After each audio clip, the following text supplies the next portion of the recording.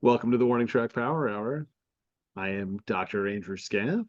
He is Dr. Michael Worman, Esquire. On today's season 4 premiere, we'll be talking a little bit more about the NFL off season and the coaching carousel.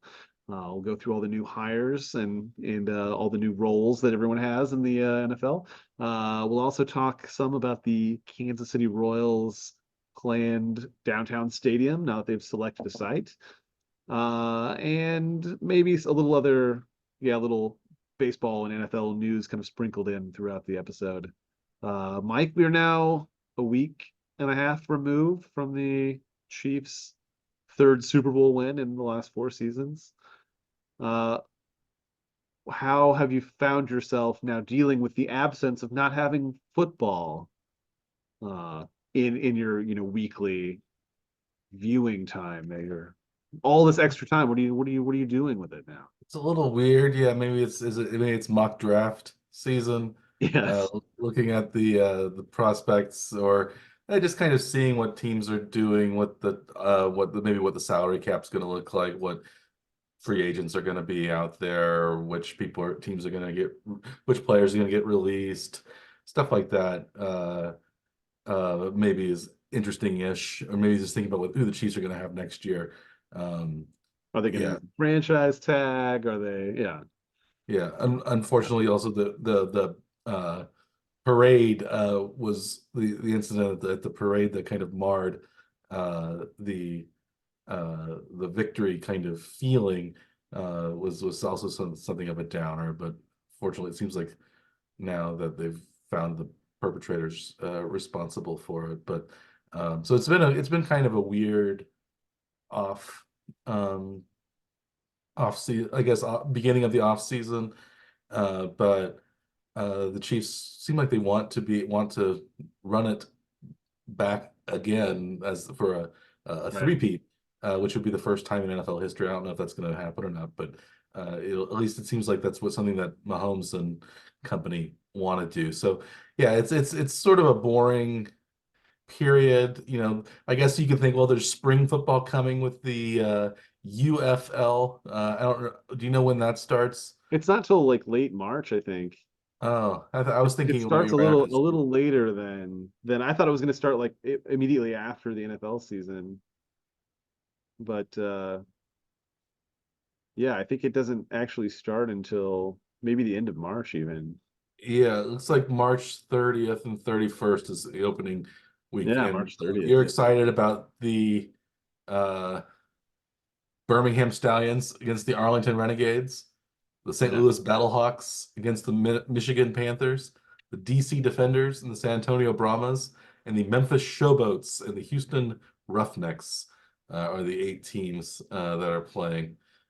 So I guess it might be interesting to see, because I guess technically this would be the best spring league they've had for a while, because it involves both the best, you would think, of the XFL and of the USFL recently. Yes. So, maybe some of those guys, maybe that can develop into a real kind of minor league, Yeah. which would be nice. Um, I don't know how much I would watch of it, but Did you if it was, watch games last year? I watched some, just that with who, if I happen, like I said, I didn't have cable, so I just, if it happens to be on one of the streaming platforms and I'm not doing Yeah. anything on Saturday or Sunday afternoon, I might turn it on. It did not reach the like appointment television. No, Um, it's not as high even as college, as kind of random college football is for me, but no. I I like the idea of it, even if I don't always watch it, and I'm sure the gambling community will enjoy it as well. But yeah, so yeah, it's just kind of a strange time to be a Yeah. football fan. It's the long it's several months until even training camp begins, but this is the kind of Football it's news anyway. Well, yeah, signings. yeah, Yes. it's the hot stove period for the NFL, and this is one of the things that, especially if you were a follower of a team that isn't very good or was eliminated from the playoffs early, you may have already started all this stuff a few weeks ago with the coaching carousel and things like that as something to look forward to for next season. But um, maybe the Chiefs are a little bit behind since they were actually still playing in the game and in the games and they're one of the few teams that seems like is keeping their coaching staff intact. Steve Spagnuolo had a contract extension. I think Dave Tope had a contract extension as well. Mm. Um, And that was something they announced like on the stage at the parade at the rally after the parade. Was that Spagnuolo signed a contract extension? I thought that was kind of funny. he is the only defensive coordinator to have 4 Super Bowl rings, which was, I guess, usually you think, well, the defensive coordinators, they usually get hired as head coaches if they have that many Super Bowl rings, but Spagnuolo has Mm. only been hired once as a head coach. He didn't do very well, but it seems like he should be getting maybe offers when other, similarly, uh, you know, unsuccessful first time coaches are getting offers again. We'll talk about those guys, but yeah, it seems like the Chiefs assistants, maybe I guess they're too old, so they don't have any They're not the offers. exciting young hires, Yeah, but there have been, several retreads hired in this cycle that had initial experience that wasn't necessarily so great. And but it has been mentioned, I guess, that Spagnuolo is perhaps the, in line for Andy Reid's position when he should choose to hmm. retire. So maybe that Spagnuolo wants to hang around because will eventually become the head coach again, without having to do anything besides just stay there. So why Yeah, not, I guess, right? As to, rather than trying to like look for other yeah, jobs. that's So true. And I guess the Chiefs do have in Matt Nagy, another coach, former head coach, as their offensive coordinator. And depending on what happens to Eric Bieniemy, whether he comes back in some sort of role for the Chiefs or moves on someplace else, it seems like we talked about before we went on the air. He seems to really got the short end of the stick in terms of how Washington handled things. But for uh, sure. Because they did not release him when they let go of all the other coaches that they fired, but retained him yeah, through the hiring process, where they even interviewed him, I guess, for the head coach job, but they just didn't go with him, apparently, and then they rather didn't than go. maintain any kind of coaching, transition from before. No. Yeah, I guess we don't know. Maybe he was offered the offensive coordinator position and didn't want to do it. Maybe I don't know if he was or not. It didn't seem like he was, but we don't know exactly what went on behind the Yeah, scenes. but But he wasn't fired anyway when everyone no, he else was was fired. he was fired much later than Ron Rivera and all the other. Yeah, Uh, they waited until after they hired who they hired to fire Bieniemy yeah, because it didn't make sense to retain Bieniemy at that point. I think because they perhaps chose a lesser candidate. yeah. From Do you do we, do we one-sided want to result. get into that? We Talk about the can. coach. So Washington hired Dan Quinn as their coach. I think you think that was not a very good hire, Dr. Scaff. Probably the worst of all the hirings, I think, was is probably that one. Yes, because yeah, Quinn has been a head coach before, didn't go all that well, right? He did make it to a Super Bowl with Atlanta, but then they blew that huge lead, No. and then they kind of fell off, the next few years and just got worse and worse after that. So maybe psychologically they were uh, damaged somehow. But then he became the defensive coordinator in Dallas the last few years. And Dallas has had a good defense, but they haven't been like a spectacular defense. And it seems like they've just been a defense that relies on big plays. And if they get some big plays, they'll have a good game. But if they don't, they can allow a lot of points. And they, just got rolled in the playoffs by Green Bay, who's just scored at will, uh, scored almost 50 points on them in Dallas. So I don't Green Bay see. hadn't shown that kind of offense anywhere else. So No. Yeah, it didn't And make much sense. Washington, usually you don't want to hire the same kind of coach that your previous coach was, especially if the previous coach didn't really work out very well. Yeah, And so Ron Rivera was a former defensive coordinator, a coach who was hired from after he got fired at Carolina. He had more success, probably at least longer term success at Carolina than Quinn had in Atlanta. But it's like, another defensive coordinator retread, especially when we want to be, we're going to be Washington's looking to draft a quarterback. You think they should want an offensive minded head coach.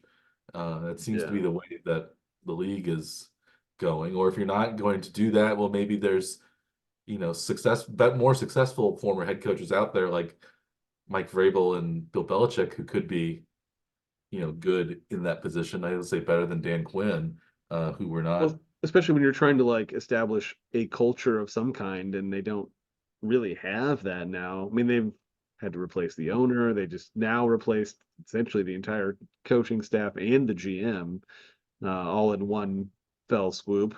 So it Yeah.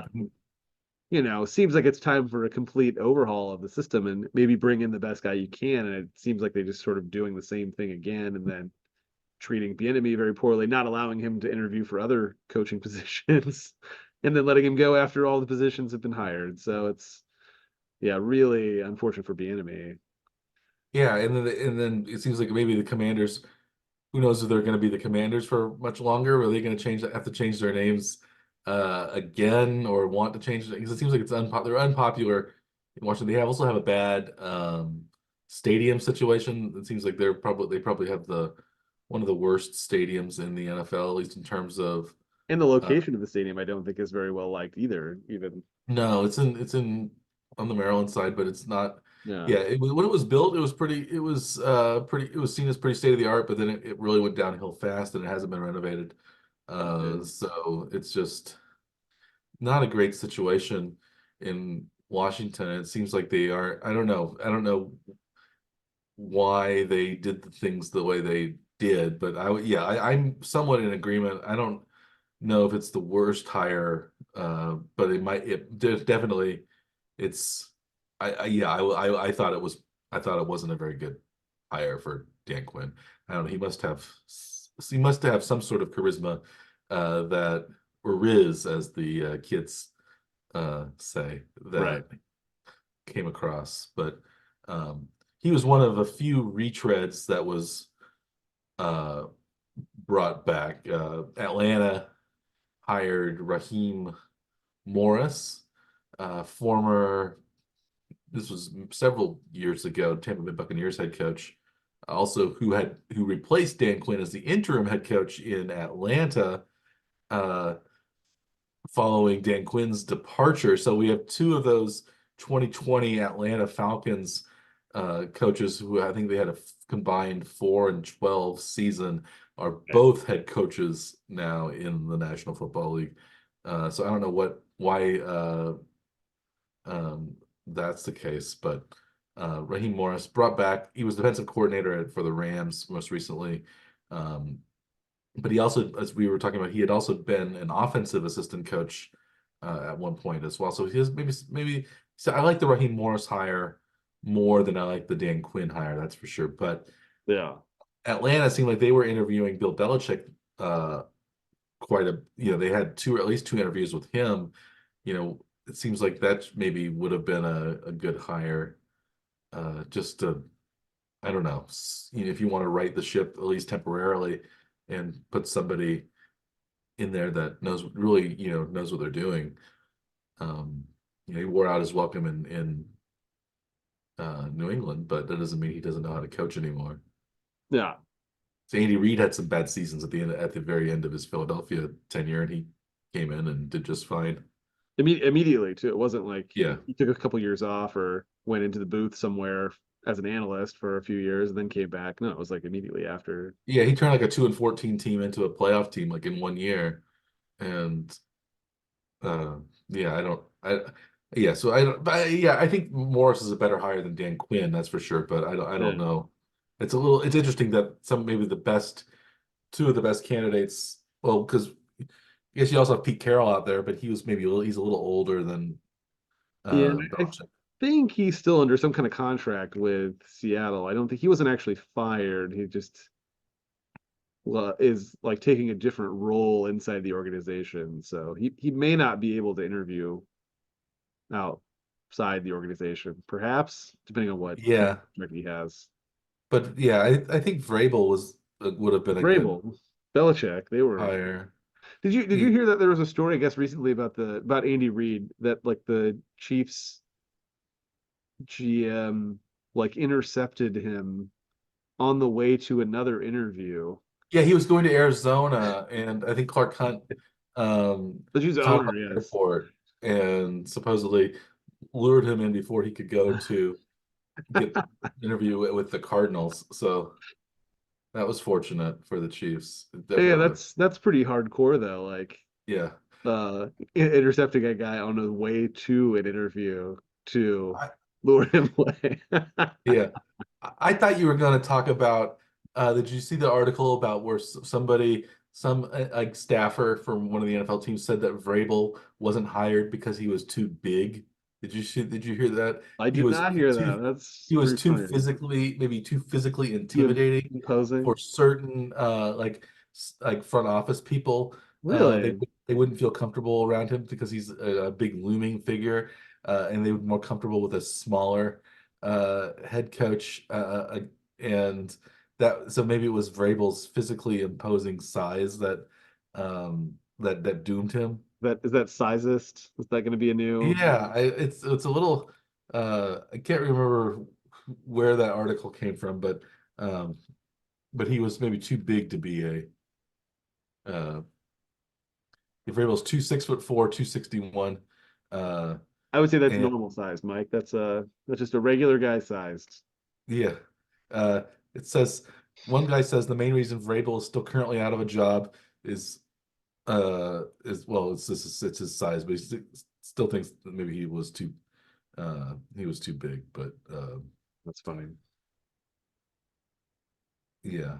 Um, there are I guess Andy Reid's a big guy too, but there are some like Bill Belichick's not a big guy. He didn't get a job, but I think a lot of the younger like first time coaches I think are not maybe as big, um, but some of them are former players. Antonio Pierce is a former linebacker for the Raiders. So do you think it was good that the Raiders kept Pierce? I think so. It seemed like that, like they probably felt like they missed out or made the wrong choice when they didn't keep their previous interim. Yeah, Rich Bisaccia. They decided to get your favorite Josh McDaniels as the head coach. I still don't understand why they did. It still doesn't sit right. Like the whole like just choosing him to be the head coach anyway. It's insane. Yeah, they played out exactly how you should have expected it to. And maybe it was actually that game against the Chiefs where the Raiders won in Kansas City. Maybe that sealed the deal for Pierce on Christmas Yeah, Day. The Raiders got those two uh, return touchdowns in quick within succession. Yes. 20 seconds of each other. A pick six and a fumble recovery six. Uh, and I think Pierce earlier today or a couple days ago said that he has a secret to maybe beating Patrick Mahomes, and it was to treat Patrick Mahomes the way that Michael Jordan was treated by the Detroit Bad Boy Pistons, the so-called Jordan rules, where they would get under his ruffle his feathers, get under his skin by being kind of rough and tough with him and Right. causing him to lose his cool, lose his focus. Um, do you think that's the recipe for success, or was it simply that they got two defensive touchdowns within a minute of each other? Because they didn't even complete a pass in the second half of that game. The Right. defense played pretty well, but like yeah, but the offense, their offense did virtually nothing against the I think Chiefs at that all. game. Yeah. I think yeah. They I had think it was one very big play, fluky and that that they was it. won, but yeah, I don't know. I mean, I think the Raiders need to have some kind of culture and instilled in the franchise anyway, and it seems like he's seems to have something. It's a bit violent, I think, for the rhetoric that he tends to use, even with the media outside the locker room, which is can be a little concerning, I think. So that the league is trying to move away from this like, pure violence aspect of football, and it seems like he's kind of bringing that back. And I Well, don't know. I yeah, don't know that I don't know the league is going to be terribly happy with how he talks about dealing with issues like this. Dan, I guess Dan That Campbell in Detroit has been pretty popular with his kind of over the top. Uh, was it bite him in the knees or something? What was I the can't remember what kneecaps, exactly yes, kneecaps. bite their kneecaps, yes. Yeah. So yeah, but Pierce isn't the only new AFC West coach. They also have the Chargers, of course. Probably the splashiest hire was Jim Harbaugh, taking him out of Michigan and back into the NFL. Uh, do you think the Harbaugh hire was the best hire of the eight? Yeah, I You think think Quinn is the worst? so. I don't think it's anywhere close to the best job because I think they have a giant mess they have to clean up there. Like they're like way over the cap. They've got a lot And the of Raiders contracts in the took middle of the the Telesco, the GM, but I guess Telesco wasn't maybe the problem. It was the problem was the underachieving coaching. They always had a good roster yeah. in Los Angeles, but yeah, hard. So yeah, they have like I think they're like 50 or 60 million dollars over the cap, and they Yeah. So I um think they made the right choice in hiring him. I thought maybe they would take Bel. I thought maybe Belichick would be the one to go there because he might be able to fix some of the financial issues too because he has the GM experience at least anyway too. So, but probably the best hire, but not necessarily the best job available. they're still second fiddle even in their own city, Right. even in a city that doesn't really care that much about football. Yeah. Um, They do have a new but park, so it's not like they have old facilities like some other teams have. So, yeah, I guess they're finally getting a new practice facility yeah. as well. So yeah, I think Justin Herbert, attractive starting quarterback. Harbaugh, of course, was a quarterback in the NFL. But Uh, best quarterback of a team that had a coaching vacancy, though, in Herbert, I think. Do you agree with that? yeah, definitely. Basically all of the other jobs. Have either no Well, quarterback or very, very weak quarterback positions. yeah, so Atlanta, it's Desmond Ritter or who knows. Carolina, they hired Dave Canales. Is Bryce Young the pocket passer, as we call him here Yes. on the pocket-sized passer? None of us have pockets in our shirts today, so. I do Oh, way maybe down you here. do, down low. Yeah. Yeah. Below the screen. You have a zip on Well, I your do. arm I don't know if Bryce Harper would fit in, or Bryce Young would fit inside this oddly shaped pocket, though. pocket. No. The Raiders, we don't know who the quarterback's going to be. Jimmy Garoppolo, did you see that he got suspended for 2 games for violating the performance enhancing drug policy, which I guess he was taking something with a prescription that he was unauthorized to. So it Yeah. was probably just like allergy medicine or something, but it makes it seem Gee. like it was um, something really serious. But it Yeah, was only there's two Herbert. games, so it can't be that serious. If it was really serious, it'd been like half a season or more, right? Well, Like if it yeah, was like a you yeah, know it would have been much longer than 2 games. if it was like a designer steroid that he was Yeah, like trying to evade detection, maybe then it was they would have hit him for a half a season probably. maybe So it was Botox or something because he's a handsome quarterback. Maybe he was getting some uh little touch up here and there. yeah for his matinee idol looks. But yeah, like all the other coaches, like yeah, the Patriots, it's like I think the Patriots want to get rid of Mac Jones and draft somebody. The Seahawks, I guess they have Geno Smith. He's probably the second best of the quarterbacks. Yeah, Titans have, I guess, Will Levis, but we don't really know if he's going to be franchised. And then Washington, they're looking for somebody. So it's that's why they brought in Cliff Kingsbury to be the offensive coordinator. Maybe bring in Caleb Williams because Cliff Kingsbury knew Caleb Williams at USC this past year. And he had also, of course, coached Patrick Mahomes, but was not successful in coaching Patrick Mahomes in terms of But who victory. did they have already that they already had under contract that did have success coaching Patrick Mahomes in One the NFL? Eric the enemy. Yeah. Um, Makes no none of that makes any sense. I think it's a no, step down at OC from where they but already. also we talk about the Chargers job being tough because it's in a division where you already have Mahomes, and um, you have Russell Wilson and well he might be possibly on his way out, but maybe yeah. not though. I don't the way that the deal with Russell Wilson came out, it has to be it's more about contract than anything else. I don't know that he's necessarily on his way out. They've said that, but Mhm. I don't We it have doesn't some of it doesn't make sense though either. So well Sean Payton's a really good coach too. So like he's so I would say Pierce is the only coach that's kind of an unknown quantity, the only one who's not either won a national championship or a Super Bowl title. and Um, Harbaugh just missed the Super Bowl yeah, in the NFL, even though he spent most of his coaching career has been in college ranks. Still, right?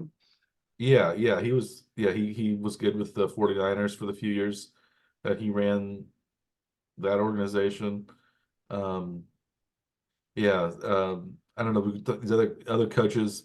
It seems like most of the other ones that we haven't mentioned yet were are like young coordinators who got jobs. Dave Canales in Carolina. Um, Where was he before? he was at Tampa. He was Tampa's offensive coordinator. So I guess he helped rejuvenate Baker Mayfield this past year. So maybe that's something. Hmm. Um, Brian Callahan, the new Titans coach, was the Bengals offensive coordinator. The Bengals, of course, have had success, but they've also had very good offensive talent, which they don't really have in Tennessee. They don't have, And the T. Higgins legacy too, right? and Jamar Chase. Yeah, Brian Callahan is also a legacy. His father, Bill Callahan, was the former Oakland Raiders coach and Which is your Nebraska favorite quarterback. your favorite coaching method to success is via lineage. Yeah, there was where was Chris Shula hired? Was he in Oh, he's an OC, right? oh he's the new defensive coordinator for the Rams. So Ah, he is a legacy of a legacy, a yes, triple double legacy. yes. Uh, and so like when Raheem Morris left, Chris Shula, who is the grandson of Don Shula and son of David or Mike Shula, one of the Shula sons who was not a very good. Yes. But Whichever Shula. yeah, it seems like the sons are usually worse than the fathers are. But I guess Kyle Do Shanahan's been a pretty good coach when Mike Shanahan, but it seems it's not quite the Paul Hackett, Nathaniel Hackett situation. But what about yeah, but The Schottenheimers? yeah, Brian and Kurt, and I think there's another Schottenheimer now too. And maybe it's another, maybe it's maybe it's also Brian. Um,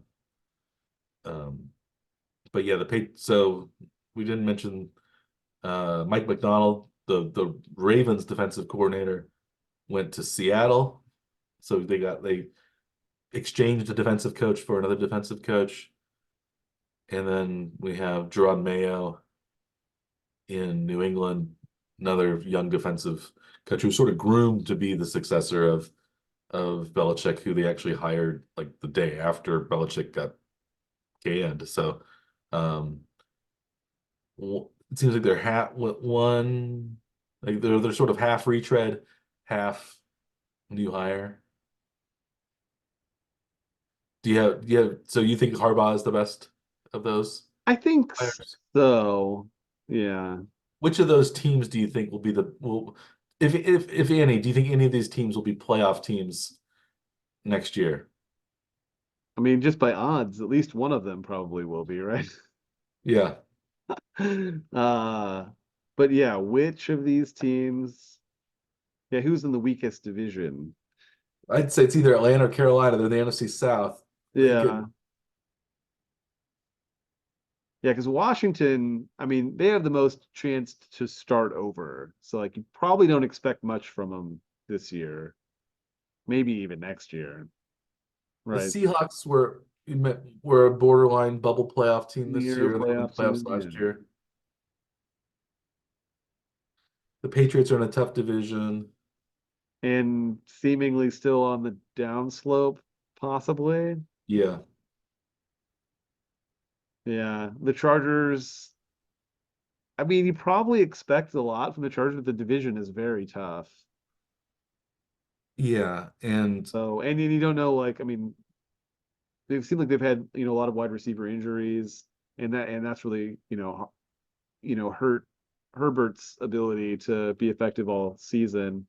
they'll He's probably been have to get rid pretty of. healthy for his career, so like, is he going to be able to stay healthy all the time? Because like sometimes the guys don't get injured for years and then they start getting injured and they don't stop getting injured. So Yeah, you wonder if that's one of the paths that's possible for him. So that well, that yeah, can change a lot just depending on his health day to day. and I think Keenan Allen and Mike Williams are two of the biggest cap problems that the Chargers have. So they might have to get rid of both of those players, and then beyond them, they don't have a lot of great wide receiver offensive options. Austin Eckler is probably leaving as well. What do they do with um, Joey Bosa? What do they do with some of the other players? I think so. It's who's also hurt a lot. Yeah. So I mean they have a lot of rebuilding to do outside of just Yeah, performance on the field. I tend to think Atlanta, if they get a quarterback, is because I think the NFC South is not, proved itself is not to be very good, and Atlanta was at least sort of in the playoff hunt most of the year last year, but they finished like seven. I think they finished 7-9, 7-10, or 8-9. Yeah. Um, I think maybe Atlanta might be a landing spot for Justin Fields if the Bears decide to take a quarterback, or maybe he's a landing spot for Kirk Cousins if Cousins decides to leave. So they aren't going to be able to draft one of the top ones because they're kind of in the middle of the pack. But um, I even though I'm not in love with the Raheem Morris hire, Yeah. I think that that might be the weakest, the most exploitable spot to get to become a playoff team. I don't think. Um, What about Carolina? Same division. They've had a quarterback now for he's got a full season under his belt. He is a number one pick, so he's not like a long shot guy like, Desmond Ritter or something as being a mhm. competent starter. But they were so bad last year, I Just guess. so bad. But it's also, but maybe you say, well, the Jaguars were also so bad when they had Urban Meyer, and they also had Trevor Lawrence as the number one pick. But I think Trevor Lawrence has all the like the prototypical kind of tools and size of a number one draft pick, where I think everybody kind of agrees now that Bryce Young was the quarterback that should not have been picked number one. It should have been CJ Stroud. And uh, who was also the one we advocated for as having the being the most NFL ready of Mm. the first round quarterbacks, uh, given our keen scouting eye.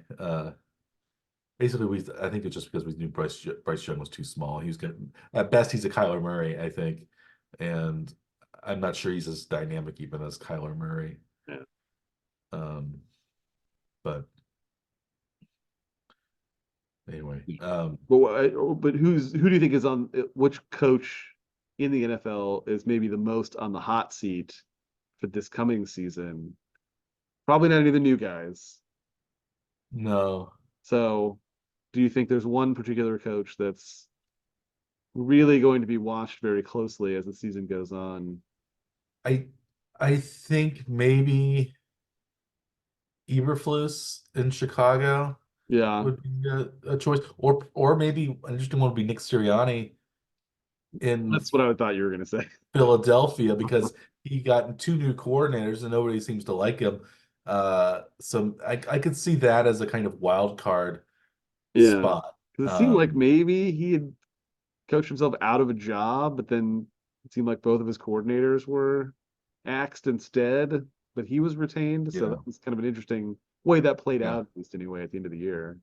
Yeah, I was thinking maybe kind of traditionally it would be Chicago Bears because They, Yeah. if Eberflus doesn't do very well next year, what they have Caleb Williamson, they're probably going to bring in somebody else who can coach the offense, or if Or they maybe decide they're to going to keep keep, Justin yeah, they Fields keep Justin Fields. and that goes awry, it's going to be Eberflus who's going to be the. I could also see the Giants if Brian Dable has another bad year, Yeah.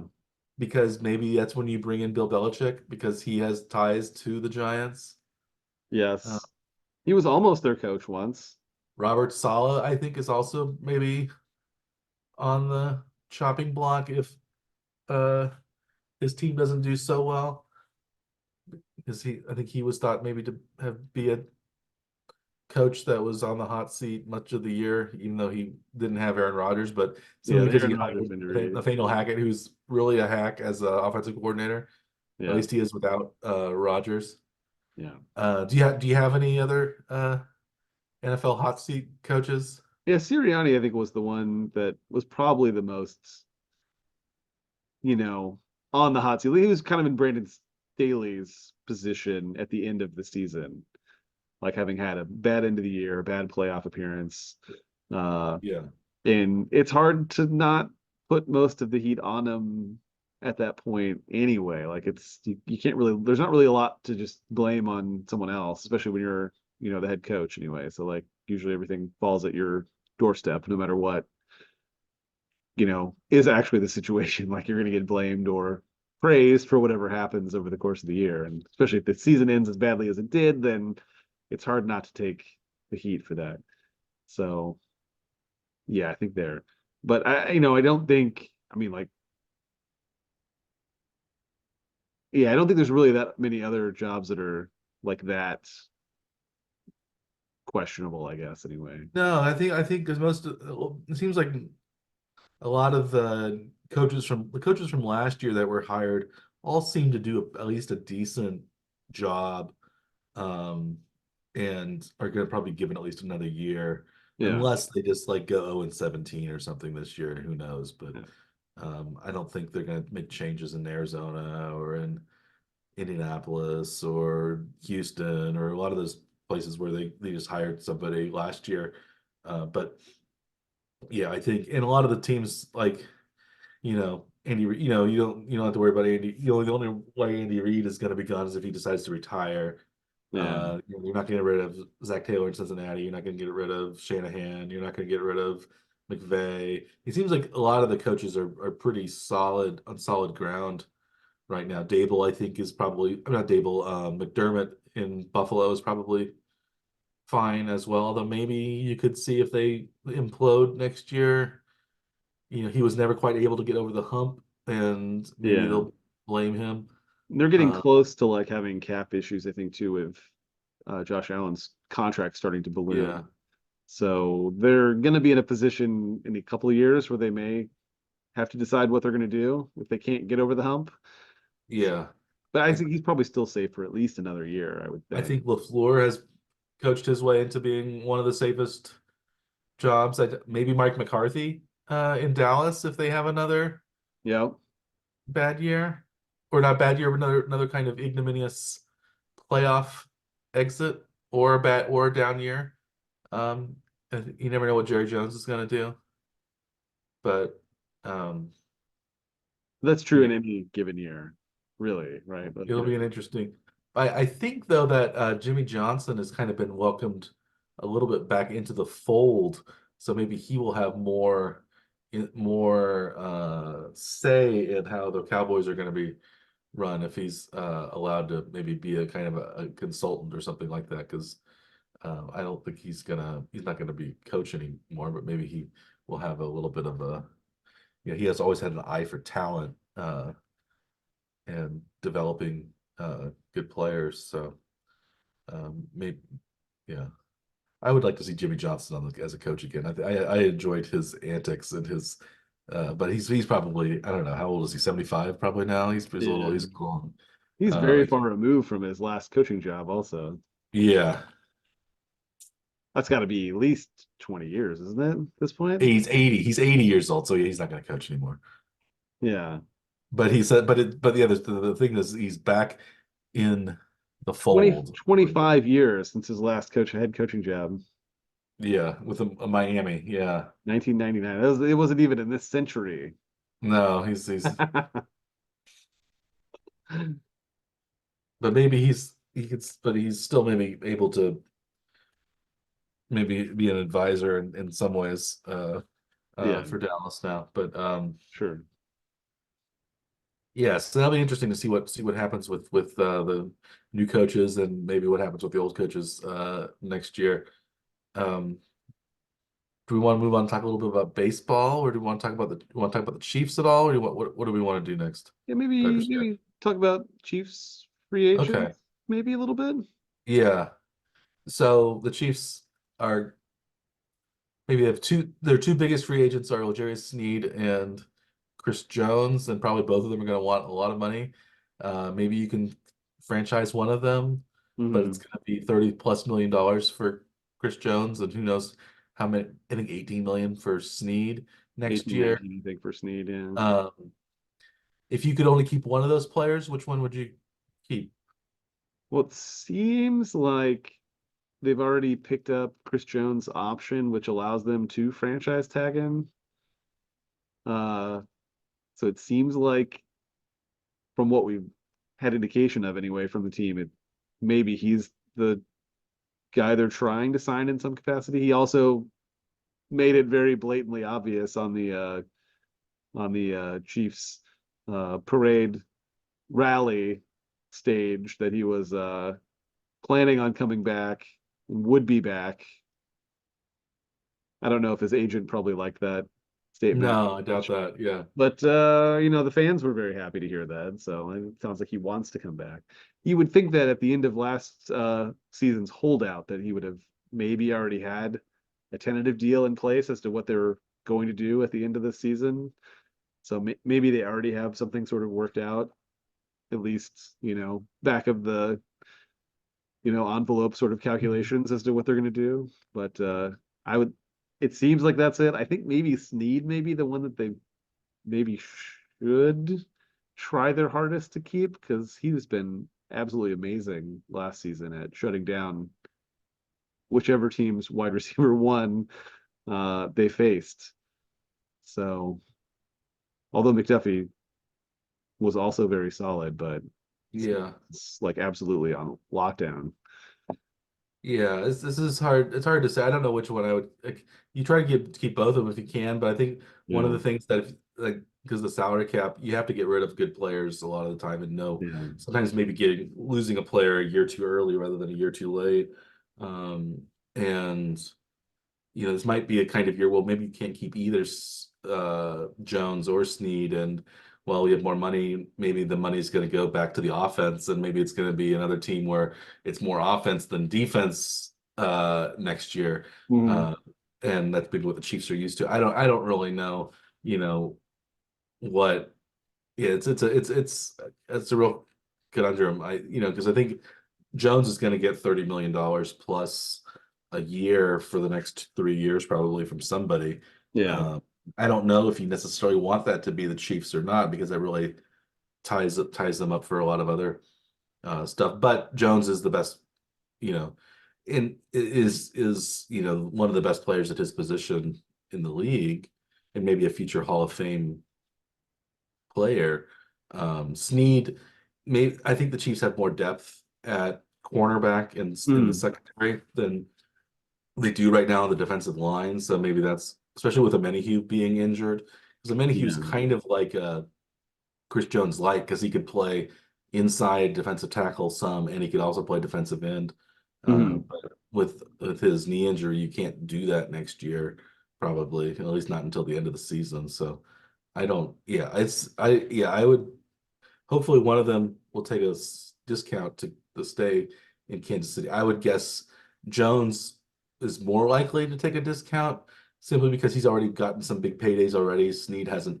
Sneed is a fourth round draft pick who hasn't gotten his big uh, contract yet. So I don't. I would guess Sneed is probably more likely to go, but yeah, like you said, he might be also just one that you might even want to keep ahead of Jones because he's younger and can be around for more years and really lock down the secondary with McDuffie on the other side. Yeah. the one thing that that as Chiefs fans that we really have going for us right now too is that Brett Veach has really shown to be very competent at figuring out how to piece all of these financial decisions together and Mhm. put competent players at nearly every position on the roster and stay under the budget as they've won championships. So this, as a fan, we don't have to second guess every decision that's made that like many other franchises do. Yeah, you give Veach and Andy Reid the benefit of the doubt for sure because they've done so well for um the last several seasons. It's yeah, And, but you and wouldn't. and through multiple methods though, like not just through free agency, but through the draft and from within. And it's they've Mhm. yeah done a great job keeping some kind of team intact, but still finding ways to fill in roster spots as they Yeah, even in what we're seen to be probably as down years or rebuilding years, the Chiefs won the Super Bowl the last 2 years. And I yeah would say the team was not maybe as good overall as it was even maybe 3 years ago when they when Tyreek Hill was on the offense. Um, but the defense has made up for it. Maybe overall they're better 1 through 53 than they were before, but they don't have the star power as much maybe now at every position as they yeah did when the offense was really clicking. yeah And without having the downfield threat on every yeah, play because they don't really have that now. no, Hardman's just not consistent enough. Neither is MVS, but they came up big in the playoffs.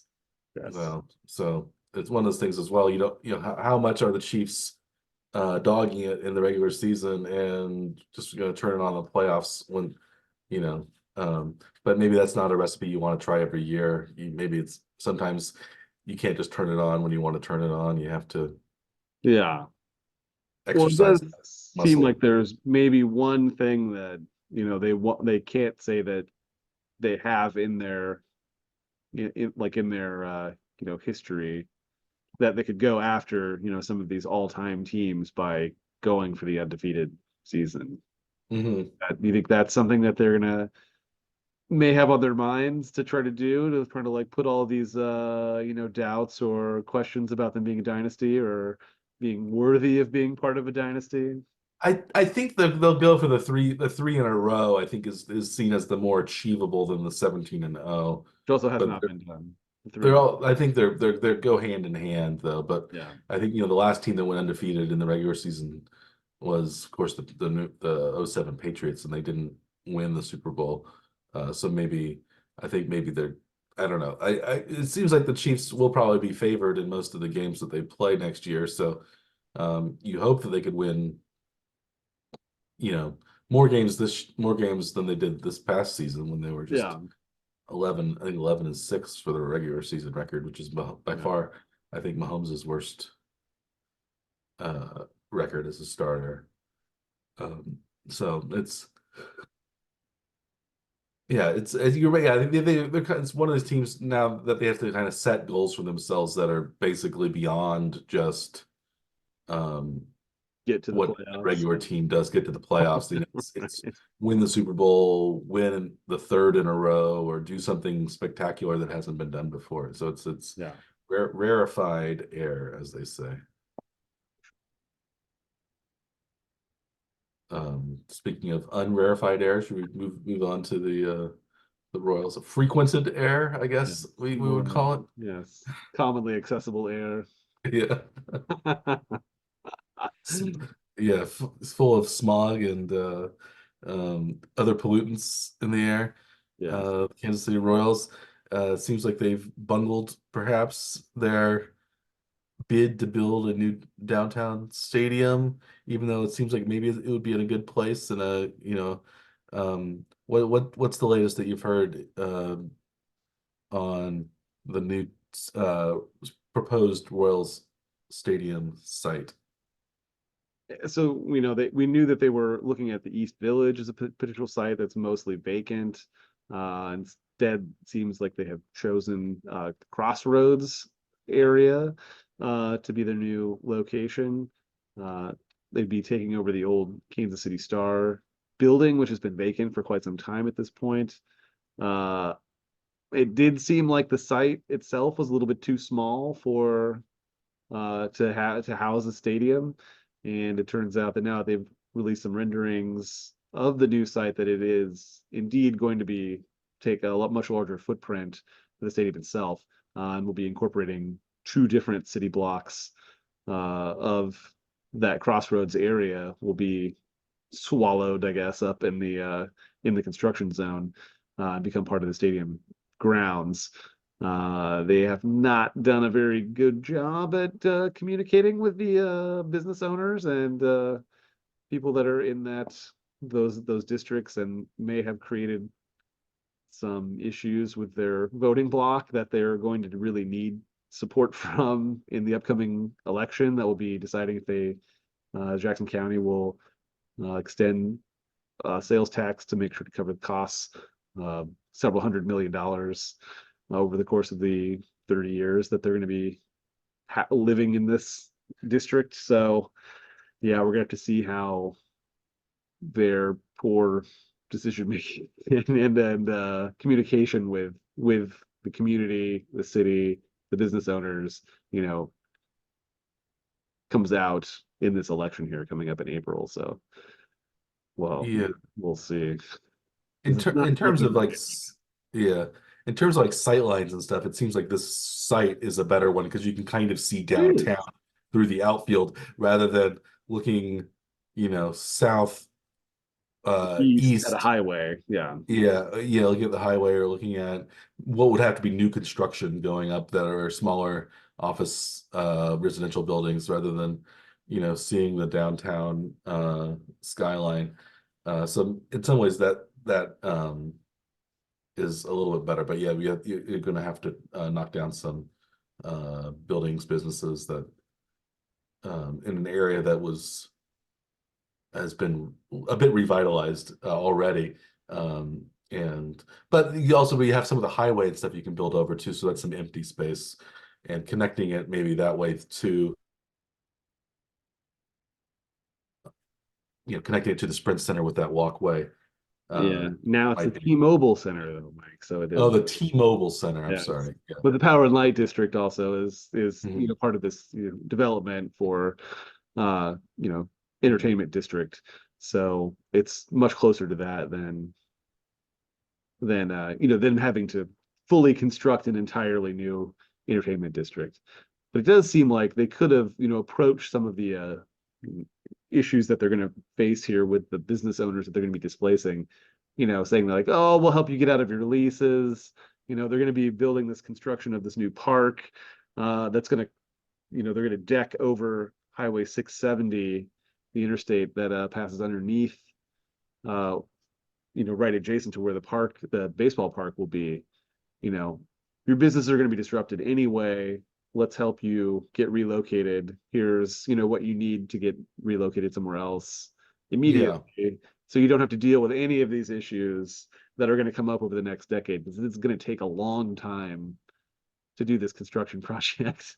It is going to be a very, very long, slow construction project.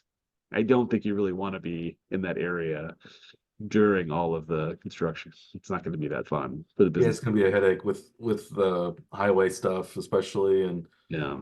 maybe they could move into the East Village area that is If they open. would have pitched it like that, I think we maybe could win over their voting bloc right away by doing something like that, like a relocation of Crossroads to the East Village, right? Yeah. Just move all of the businesses right there. Yeah, that maybe that's the solution that you need to Well, pitch to the I need to city, Kansas pitch. City, as a new developer, Mike. Okay, I'll get on that. But we also, but in the meantime, though, we will talk about over the next several weeks. We'll talk more about the Royals and their actual on-field product, including next week. We'll talk about their pitching staff, their starting pitchers. Over the next 4 weeks, we're going to talk about the Royals during spring training because spring training has already begun. Uh, I believe, and they are in Surprise, Arizona. Um, if the so remember, was it last year the Royals had a really good spring training, and we thought that the team was going to be pretty good. If the Yeah. Royals have a good spring training this year, do you think are you once bitten, twice shy now? Are you going to be fool me once, shame on you, fool me twice, shame on me type of thing? Will you think that the any spring training success will is that Indicative of any future yeah, does that bode well for performance. you? I think it's totally irrelevant. I think we talked about that a lot last year too. Like if we thought it was going to carry over some, and it did not carry over like It at. really didn't. It was the opposite. So maybe if they do but if they do terribly in spring training, I think that will carry over. I do. I agree with you. I don't think there's any way around it. I think if they do start bad in spring, they'll be bad in the regular season too. They are a very different team, so I think that's going to be, I think, fun for both of us over the next couple of weeks to like actually see what changes the team's made, see what we expect from these different position groups as we go through the roster. I think it's going to be interesting. So yeah, we'll have a 4 week preview for spring training. First will be the starting pitchers next week, and then the relief pitchers, the bullpen, and then we'll go with the infielders and then the outfielders to wrap things up. And that should be done before the season starts. And then we can probably also talk about expectations and things like that, and maybe some other Major League Baseball issues since we're kind of transitioning from football into baseball season. But March as well would probably be the kind of lead up to the NFL draft as well, and maybe we'll kind of sort some of the Chiefs issues out and kind of see where some of the free agents are signing and or leaning to be signed, things like that. So we have a lot of cool things planned for the next several weeks here at the Warning Track Power Hour. We'll have basketball conference tournaments and the March Madness will be coming up too. So we'll be probably doing maybe some betting You can do March Madness competitions betting sort like we of did last time, on that. Yeah. and then eventually it'll be the, I guess, NBA finals. Which were playoffs, which we talked a little bit about last year, since Yeah. we don't really care about the NBA until it gets to be the playoffs, Right. or Yeah. or, The, or, or the college NHL will basketball be until it gets to be the March Madness. yeah. Yes. But My yeah, and Cyclones are up to this ranked sixth in the country, Mike. very very impressive. I think they lost to Houston. They did lose them, right? They got the Uh, sixth ranking and then immediately lost the game. Yes. But Houston's one of the top teams, and it shows, I guess, the Big 12 is really a great basketball conference right now, and probably will actually only get better with Arizona coming into the league next Yeah. year. So it's maybe the premier basketball conference uh, in the country. So that's interesting and fun to keep track of. Uh, is the Big 12 tournament, is it at the T-Mobile Center this year? I believe so. I haven't heard otherwise. Yeah, Well, I think so. we'll we will talk about all those things in coming weeks, but I think right now we'll also talk about more of the UFL in coming weeks Will we? as it gets to start. Maybe we will. I don't know. I don't know if you're a Roughnecks or a Renegades or a Battlehawks or I can't other I can't remember what the other teams' names are. And then Defenders. Defenders. Yeah, they're all That's it. exciting. I'm out. I don't remember anymore. They're I all only very knew one. I knew exciting. the one. Showboats, maybe? I don't know. Yeah. But they're all going to be very exciting. We'll see if any of these players in the UFL are going to be future Chiefs stars, like Chris Oladokun from USFL. Was he USFL or XFL? Think USFL, but I'm not sure. Um, but we'll find out, and we'll see how the Chiefs roster shapes up and all those things. And this as the season 4 of the Warren Track Power Hour carries on. Do we have anything else to add, Dr. Scaff? I think that's it for this week. All right. Well, we'd like to thank you for your years of patronage here at the Warren Track Power Hour. This is our 4th season now. We had, I think, 51 episodes in season 3. So every week but one where I took the bar exam, we had a new episode, and so we're going to try to keep that run going for as long as we can here at the Power Hour. But We will see you guys again next week, either via uh, our YouTube channel or our podcasts. So, as always, I am Dr. Michael Wardman, Esquire. He is Dr. Andrew Scaff, no Esquire. We are the Warning Trek Power Hour. Please like and subscribe to our YouTube channel or our podcast. And until next week, we hope you guys have. I don't know if there's you can find something to gamble on. If it's what regular season college basketball or the NBA or maybe Russian ping pong or something like that. That was. Do you Hopefully remember when? spring training, right? Do you remember when? Or do you remember Russian? Oh, spring training games. Yeah. Do you remember when Russian ping pong was the thing you could bet on? This was during No. COVID. Like when COVID, everything was shut down. They Um, only had like Russian table tennis as things you could bet on, and it seemed like it was rigged. And but that hmm, was what the real inveterate uh, degenerate gamblers were betting on was uh, flocking to Russian Russian table ping pong. tennis Oh, during because I guess they weren't following any of the COVID protocols, or maybe I guess you can wear a mask while you're playing table tennis. But no. anyway, so hopefully you can find something better than Russian table tennis to bet on. And until next week, we will bid you a good day.